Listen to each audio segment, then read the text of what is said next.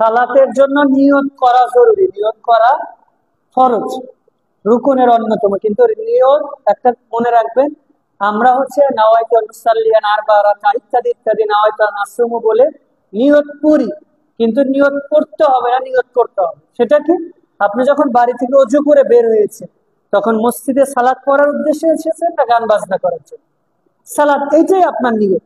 আপনাকে নাওয়াইতু নুসাল্লিয়া এটা বলতে হবে, নিয়ত করতে হয়, নিয়ত করতে হয়। না হয়তো নুসাল্লিয়ার আসুমু গদার মিন শাহরি রমাদান ইত্যাদি ইত্যাদি এটা বলতে হবে। আপনি যখন ওযু করে মসজিদে ঢুকেছেন, ব্যাস নিয়ত হয়ে গেছে, আল্লাহু আকবার বলে হাত বেঁধে এরপরে সানা পড়ে, ব্যাস, এটা হয়ে যাবে ইনশাআল্লাহ। হ্যাঁ, পাঠ করতে হবে না, করতে হয় অন্তরে।